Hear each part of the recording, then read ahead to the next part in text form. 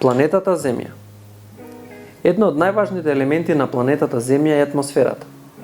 Земјината атмосфера е воздушна обвивка која обиколува планетата Земја и ја штити од преголемо загревање преку ден и преголемо ладење преку ноќ. Атмосферата е составена од гасови, од кои покрај азот, кислород и други, најважни се стакленичките гасови, кои всушност се многу корисни. Стакленичките гасови имаат функцијата на регулирање на температурата и стакленички гасови спаѓаат еглеродниот диоксид и еглеродниот моноксид, метанот, озонот и други. Стакленичките гасови всушност ја абсорбираат дел од сончевата енергија која се одбива од површината на земјата и се враќа назад во атмосферата. На тој начин стакленичките гасови на некој начин ги заробуваат сончевите зраци и во форма на инфрацрвена топлина се рефлектираат како видлива светлина на земјата. Овој феномен е познат како ефект на стаклена градина. Ја одржува топлината на нашата планета Земја и ја загрева до степен кој возможува живот и нормално одвивање на физиолошките функции на сите живи организми. Ефектот на стаклена градина може да се прикаже и да се доживее со обични примери од секојдневието. Кога влегувате во кола која била изложена на сонце, може да почувствувате дека внатре е потопло. Тоа е резултат на шофершајбната, која во овој случај има функција како атмосферата, односно стакленичките гасови во самата атмосфера. Шофершајбната ги има заробено сончевите зраци во внатрешноста на колата и затоа колата, внатре во колата е потопло. Тоа што загрижува денес е огромната количина на емисии на стакленички гасови, а особено на јаглерод диоксид која се емитува како резултат на користење на фосилните горива од страна на човекот.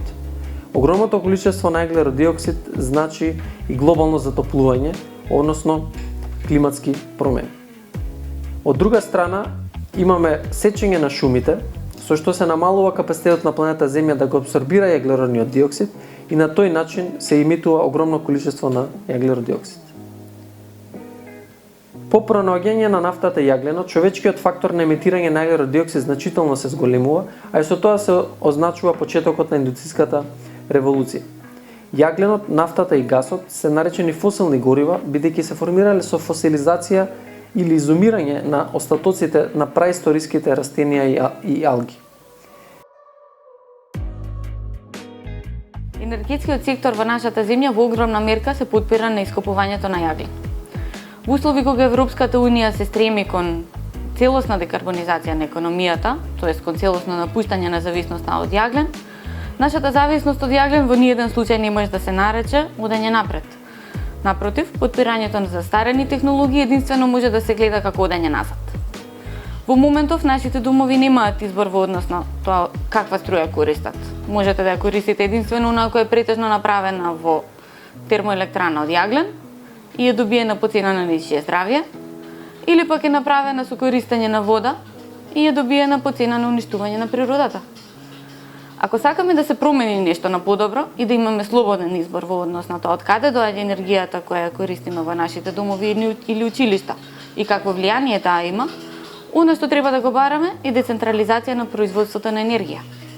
Тоа значи дека енергијата не мора да се произведува само во големи капацитети, туку може да се произведува на крововите на нашите домови, на крововите на нашите училишта или пак да биде произведена во енергетски кооперативи составени од граѓани.